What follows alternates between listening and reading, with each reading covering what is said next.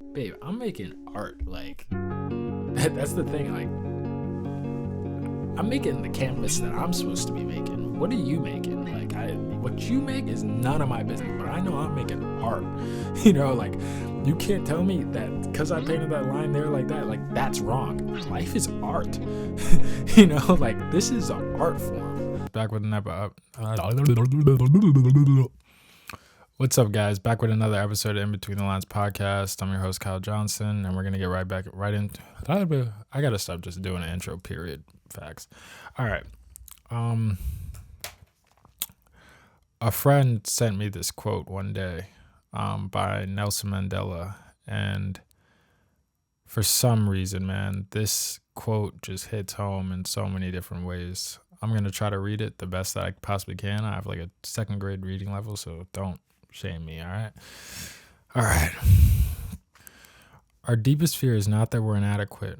Our deepest fear is that we are powerful beyond measure. It is our light, not our darkness, that most frightens us. We ask ourselves, who am I to be brilliant, gorgeous, talented, and fabulous? Actually, who are you not to be? You are a child of God. Your playing small doesn't serve the world. There's nothing enlightened about shrinking, so that other people won't feel insecure around you. We were born to make manifest the glory of God that is within us. It's not in just some of us, it's in everyone. And as we let our own light shine, we consciously give other people permission to do the same. As we are liberated from our own fear, our presence automatically liberates others. I just want to start off by saying, the first line of that quote, our deepest fear is that we are not inadequate. All my life, I have felt and told myself that I was inadequate, and I didn't need much proof to tell myself that. When I was in school, I was in what they like to call PA reading, all these bad classes, that they give you a little bit of extra help, and there's nothing wrong with extra help. But when you see the whole class laugh at you when you have to get extra time on a test because you just learn different, because your brain works different, because you are different, and all of us are different.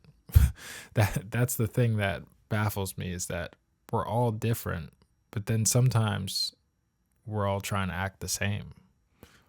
We're all different, but yet you want to fit in amongst everybody. You want to be in the it crowd. You want to be everywhere but with you. It's like, I couldn't take that well. I couldn't take well that I was different. I couldn't take well that I learned different. And the narrative that I began to tell myself was that I'm inadequate. And that was the first thing I feel like I ever learned in life, was that, oh, I'm inadequate. Oh, I'm not this compared to them. And now I feel as though it's a compare game. You've grown up in the sense where you're learning to compare yourself to other people. And I even was looking through some old childhood videos, and I don't remember learning in school that I was like different from everybody else, and like that was perfectly okay. And I understand that because it was hung up all over the walls. It was hung up all over the walls in my preschool class, but I think I never read it, and we only remember the bad. I played pretty high level tennis, and the matches that I remember aren't the wins. I rarely have remembered a win that I've had. I've rarely remembered the greatest days of my life playing tennis. I remember the worst days, though. I remember the bad days where I lost to that guy I shouldn't have lost to. That's all I remember. I only remember the misses. And I was coaching tennis for a full-blown career. I still love to coach tennis. I still love working with people on the tennis court. But when I would teach tennis, it's like the main thing that holds people back is the fact that they start to think too much. They could be doing everything right. They could be playing great when they're just not thinking and they're just playing, you know? And then once they start to overanalyze and think and say, oh, actually, how am I playing this good? How am I doing this? All of a sudden, they just start messing up and they miss. And then they start spiraling and saying, why do I keep missing? Why do I keep missing? Yet they've made 15 out of the last 20 shots, but they only remember the 5 they missed, you know? And I don't know anything about science. I don't know anything about the human brain. I don't know anything, right? But my brain automatically goes to saying, I'm not this. You know, I'm not rich enough. I see everybody on Instagram that I follow or like the entrepreneur space where it's like everybody's rich off of something and I'm just not. Yet nobody's rich. Like there's not that many people in the world that's rich. Like my feed is the top 1% of people. Like I don't see broke people on my feed. I never see it, you know? And when you scroll through your Instagram, whatever your feed is and whatever you feed into, right? The first things that you're seeing is like, oh, that's a girl that's skinnier than me. Oh, that's a guy that with more abs. Oh, that's a guy that's like this. Oh, that's a person that has more. That's a person. So we're automatically like from when we're growing up and we begin to become teenagers and we get a phone, we're saying, oh, I'm not enough. Like more is the answer. More is like the answer to this problem. And I will be adequate when I get more. So that's the answer. That's the answer to this equation. If 2 plus 2 equals 4, then that's 4 more, you know? Um, and that's the narrative, you know? And now I'm starting to realize I can be thinking of a whole narrative. I can be believing this whole situation, this whole story that isn't even real. You know, it's just my fears talking to myself, telling me whatever I want to hear to be negative about life. You know, and sometimes there's nothing to be sad about, but I want to be depressed. I don't know. Like I want to be the victim in my situation. I want to be the victim in life. I don't want to. Uh, I don't want to be happy sometimes, you know, and maybe that sounds like super duper depressing, but I know somebody else could relate to that where it's just like, man, like what is life right now? Like life just sucks, man. like what is this, you know? And you see everybody has their stuff together and it feels like you're the only one that doesn't, you know? And that's just not true. That's just not. And I've been the person where I'm posting online or whatever it is, or I'm doing whatever, right? I'm the guy behind the camera that they're looking at and they're saying, "Oh, his life is so good. It looks like he has something I don't have." And then they're coming at me with that type of energy and I'm just like, "Dude, I'm just like you, man. Like I promise you my life is not that great." You know, it just seems like it to you. Maybe I experienced a couple more things, maybe I learned a couple more things, maybe I went a couple more places, but yeah. You know, and I feel more hasn't been the answer for me. Getting more hasn't been the thing that made me happier. Getting less has been made me happier. Uh the pain has made me happier. Losing it all has made me happier. Uh, Learning has made me happier. You know, there's a true joy in life when you don't need anything to have joy.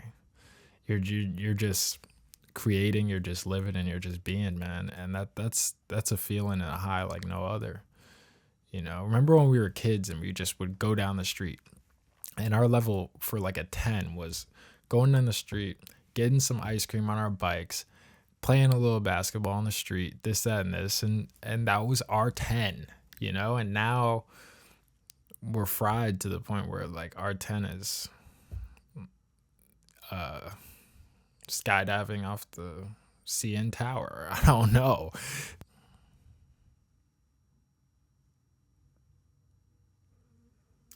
I guess when I was in school and when I was uh doing whatever that made me feel like I was inadequate. Uh,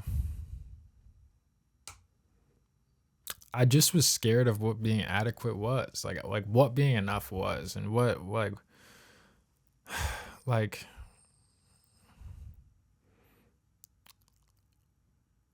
you get scared of trying. I remember even playing tennis. It's like uh,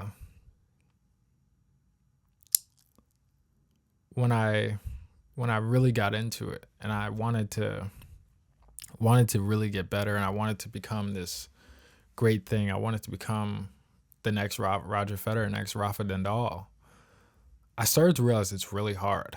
It's really hard to become the next Roger Federer. It's really hard to become the next Nadal. It's really hard to become the next Carlos Alcaraz. And then you start to see everybody, and they're living normal lives, and they're not sacrificing like how you're sacrificed. They're not going at war every single day against yourself to make this thing happen that is not foreseeable, and nobody sees.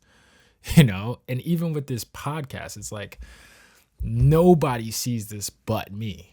Nobody has the ability to see what I want to do with my life, what I see myself doing in the future, the vision and the purpose that I have for myself with this,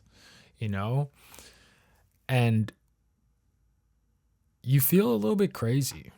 You feel a little bit out of place. You feel a little bit like, I want to stop trying right now because I don't want to get laughed at. I want to stop trying right now because I don't want to be embarrassed. I don't want people to think I'm nothing.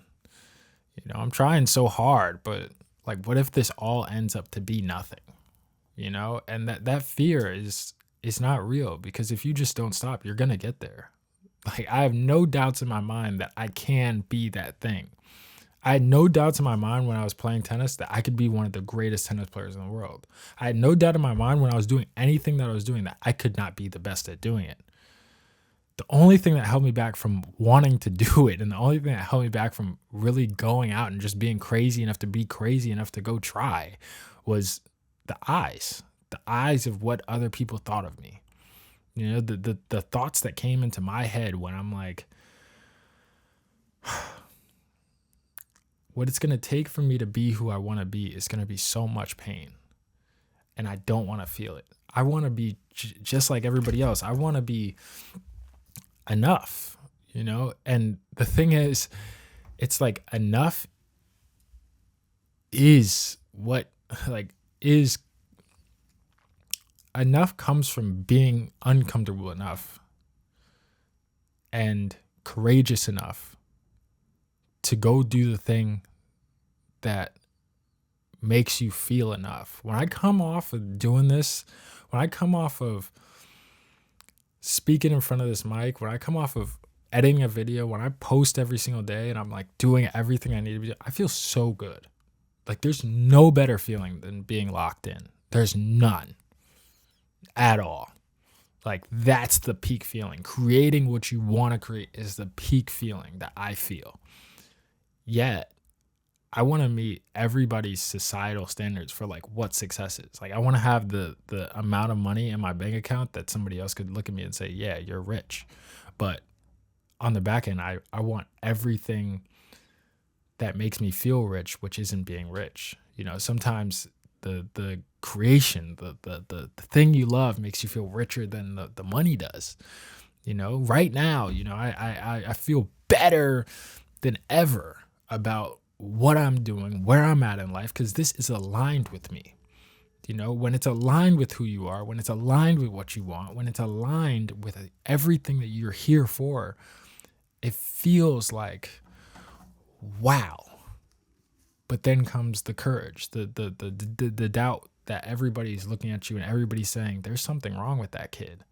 And I felt that feeling before. I felt that feeling when I started this podcast. I felt that feeling when I posted the videos and it didn't get any views. I felt that feeling when I was in that freaking school and I'd walk out the class when I had to take a damn test and people would laugh at me. And it's just like, what's so wrong with being different? Everybody thinks that there's something wrong with being different, but everybody is different. Everybody here is made different in life. But yet, I'm fucked up because I'm different. You know, and it's like after high school, that cool shit is dead. Like that cool shit is not fucking cool. Like that smoking weed all day, like that's not cool. It's not cool to be a gangster. You know, with the Lil Durk songs and the NBA YoungBoy songs, you're trying to be NBA YoungBoy, but NBA YoungBoy's rich. Like you know, NBA YoungBoy is like doing a whole nother thing in life. You know, you should really try to be you. You know, you should really try to be you because that cool shit is out of style. You know, just like ASAP Rocky said, dude, when did it become uncool to try? When? When did it become uncool to try in life? You know, and going back into the quote,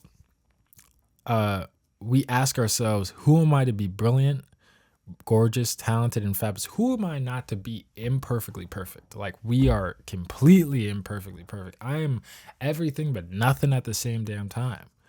You know, I'm great, but on the back end of me not being great, all of my flaws, all the things that the teachers brought me out of the class for, is the damn reason I'm perfect in every way to be perfect for who I am. Because every single trait, even if it's bad, good, every trait that I have to overcome, all the greed that I have to overcome, all the maybe ways that I can't manage this and manage that, manage my emotions, have too much emotion, that's the reason and the same exact things that are going to make me the best possible person I possibly can be. Because once I learn how to manage, once I learn how to paint my canvas the way I intend to paint my canvas, once I learn how to do life the way I've been meant to do life, everything is going to be piece of cake. Everything's going to be good, you know? But every single day that I lived and I acted as if I was somebody I wasn't, I lived the worst day of my life.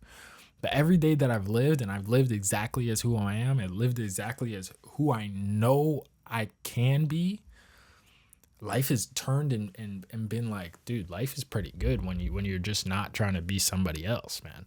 Like when I'm just trying to be me, when I'm just letting it be, when I'm just doing me, it's good, whether it's wrong or right. And that sense of wrong or right has gotten in my head and I feel like fucked me up because it's like, who are you to decide what's wrong or right? You know, that we're not on this earth to answer to other people. We're not on this earth to live for other people. You know, it's like your relationship with God is what's gonna tell you what's wrong and what's right. You know, and that's up to you. You know, so we're so influenced by what these people think. You know, oh, I got an A or a B on a test. It's your whole life is not a test. Your whole life isn't a test. You know, it's like if you fail, you fail. It's fine. The next day is gonna come. Like failing is not bad. You know, I and school showed me that like failing is the worst freaking thing that I could ever do. Maybe I would go and do a test.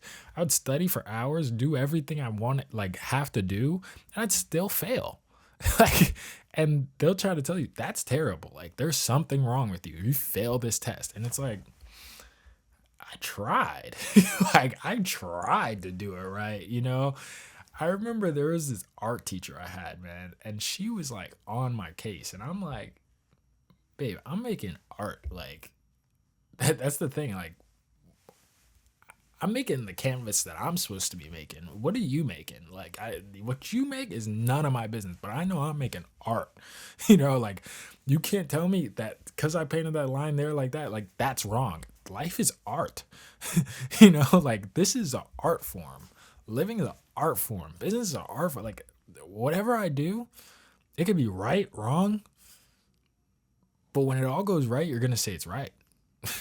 And when you really look at these people that redefine culture, when they redefine everything in life, you're like looking at it saying, yeah, that guy's crazy. Nah, he's not crazy. He's just him. Like, he's just himself. Like, he's just being that person that he is. And you're crazy enough to think that you aren't crazy. I want to be as crazy as possible. I don't know about you, but I want to paint my canvas. I want to do everything that I have in my head because I don't know why God put it in my head if it wasn't supposed to be done. Like we have thoughts. We have all these thoughts. We have all these thoughts that come from somewhere. I don't know where they come from, but they come from somewhere, right? And when we're hanging out with that wrong friend group, when we're all around all those people that think so small and they try to shrink you down and be small because they're insecure that you're gonna be something more than them, everything gets fucked up. Like, yeah. Now you're trying to make sense. Does it need to make sense? I don't know anybody that can make sense of anything. I don't know anybody that is perfect. You know, I don't. I don't even want to be perfect. I don't. I just want to be myself, man. That's all I want to be. Truthfully. And back to the quotes. Actually, who are you not to be? Not to be wonderful, not to be great. Who are you not to be? Not to be everything that you think that you are. Who are you not to be that? I don't get it. You're trying to rationalize and bring yourself down. For what? Like, who are you not to be great? Like, why not you? Why not me? Why not? We're as limited as we let ourselves be. That this is the life that we ask for. This is it literally is, and we have this light inside of us.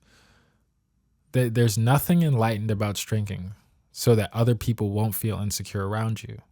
We were born to make manifest the glory of God that is within us.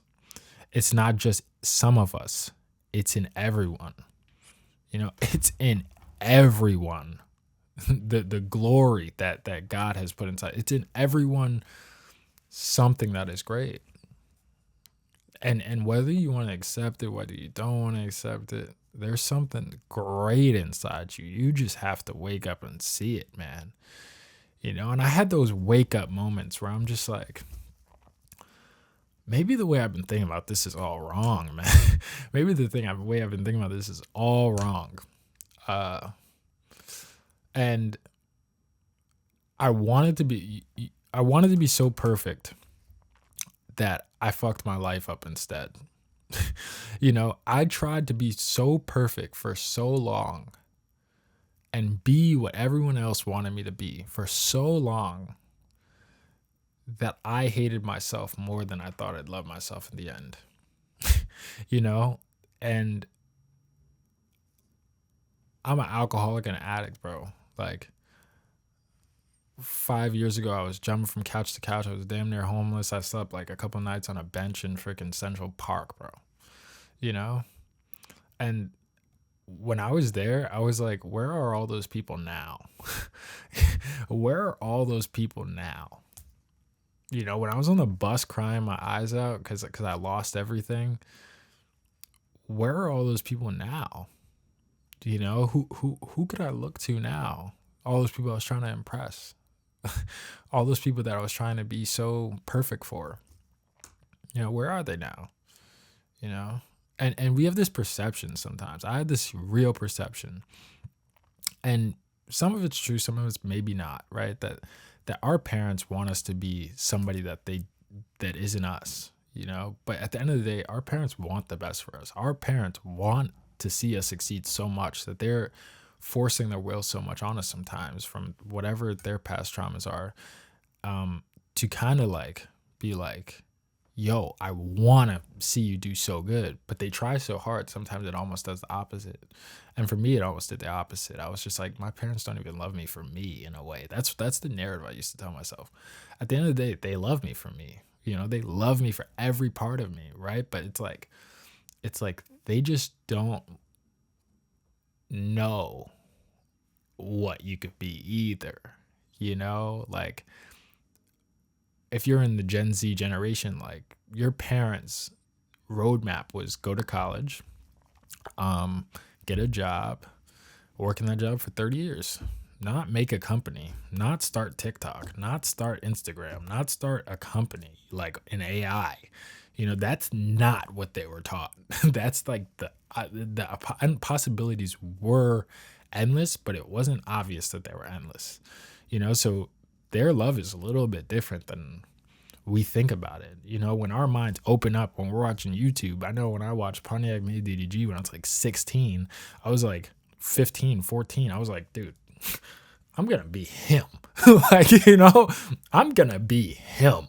I don't know about college. I don't know about college. I'm going to be that guy. But these are our influencers. These are the people that made us who we are, and we move, even the creative people that we see. It's like, and when I was trying to be this image for everybody else, that image also included being like a freaking rock star as well, like trying to be like Drake and all these people that I'm like seeing talk about whatever they're talking about, and I'm like, dude, I want to be him. I want to be like that, dude. I really do. I really, really do. And I would almost adopt these characters in which I was playing, whether it was a tennis player, whether it was a rapper, whether it was a podcaster, whether it was a businessman, I'm adopting every single one, like full blown, like fully believing it, fully acting as it, because I thought like those past ones would be the ones that I'd end my life off with, because that's the one that everybody loved. Like I just saw everybody loves Drake, everybody loves Drake. Like, well, if I just act like Drake, I'll be good. If I just act like the guy that was like the coolest kid in high school, like I will be good, But the whole time, all you got to do is just act like you, and you'll be fine, and you'll be the coolest cat to you, and that's a hard pill to swallow. And me being perfect for everybody else just led to darkness, man. Uh, and oftentimes our intentions aren't bad. We're not bad people, but when you go against God's will, you're going to do a lot of things that you didn't mean to do because your will is so strong. Like we have a will of what we want to do. And at least me, I'm going to do anything to get it. Like anything to feel or anything to be whatever I want to be. Like I'm going to do anything to try to get that acceptance or try to get to that point where it's like, yeah, I'm enough. I'm enough now.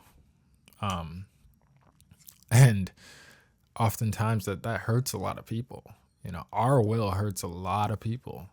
Our ideas on what's perfect is completely wrong. Our ideas on what's love is completely wrong. I feel like we're moving out of fear. We're moving out of fear. We don't know love. I don't know love. But if I just let God work with me, I'll know love better than I ever known it. And that's all I could ask for is like that guidance in life to be like, nah, that's not it. That's it. You're losing it right now. We always have those signs. We always have those signs of like, nah, you don't need to be doing this. And we feel it. Like I feel it every single time that I'm doing something wrong. And I feel like it inside me, like this is wrong, but I keep going. And God lets me go do it because he's letting me go do it like now. But this is wrong. This is off. But I know it's off and I'm doing it anyway. But that's us. We're humans at the end of the day. That's what we're here for, is to learn. That's about it, is to learn.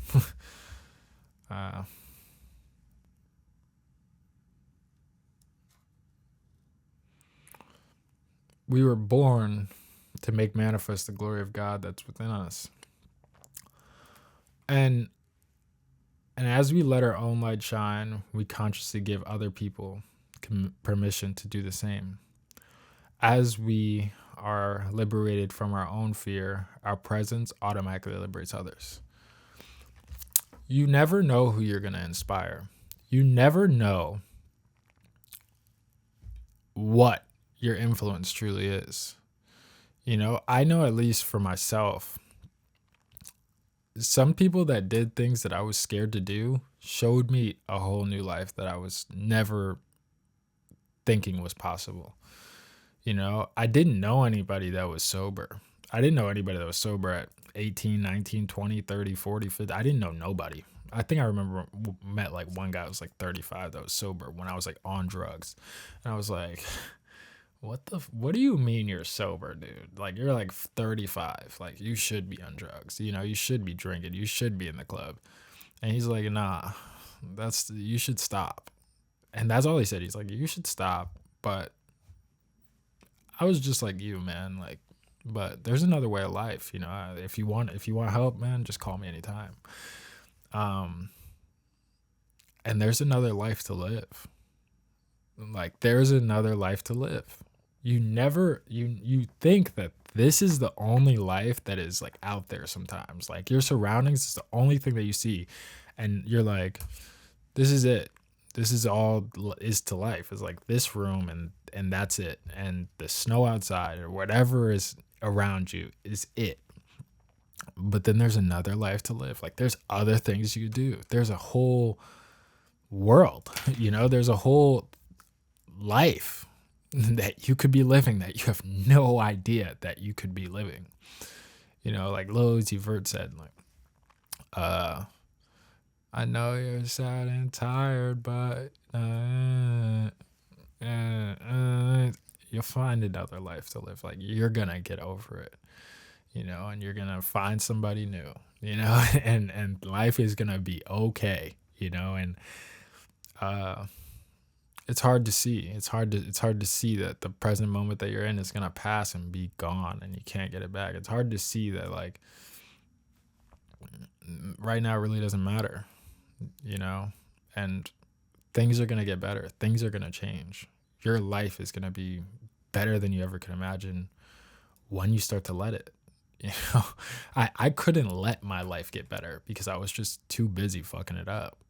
But when I let it get better, when I just like listened to that voice that I was like constantly tuning out, I was like, dang, life's kind of good. This is like sick, and still I turn that voice down sometimes still, and just turning it up like 10%, then turning it down another like 2%, like, my life is 10 times better.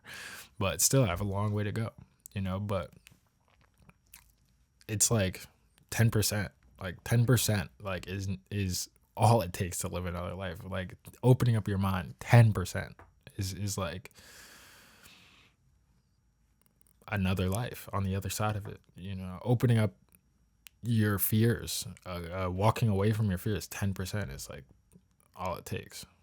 All it takes. You're closer than you think to another life. You're closer than you think to getting out of your situation. It's just a couple steps, a couple fearless steps, a couple God-led steps, because opportunity knocks every single day. Opportunity is just everywhere. It's like, are you seeing it? Are you letting yourself see it? Are you letting yourself take it? Life is here, man. Like, it's ready to be lived. And I say all this came from like sobriety oftentimes, and I wouldn't be in this place if I wasn't sober and blah, blah, blah, blah, blah. But that's been the eye opener, man, because I feel like, man, all the drugs and all the drinking and all the friends that I used to have and the people I used to be around, like, they shrank me down. They wanted me to not make them feel insecure, and I wanted them kind of not to make me feel insecure. I wanted to be little. Like, that little life I thought was enough. Like, I thought was like it, and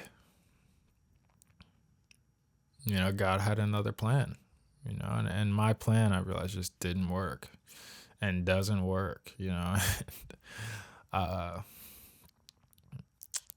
I don't know. There's just something to be said about how we don't know best. Like I truly don't know best, and um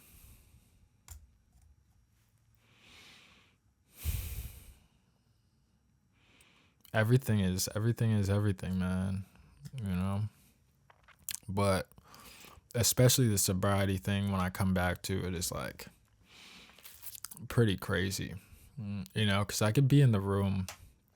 I know at least the first couple times that I went to AA, I was I opened up my ears 10%, like just a little bit that I opened up my ears, and like I heard some things and I didn't want to hear them, right?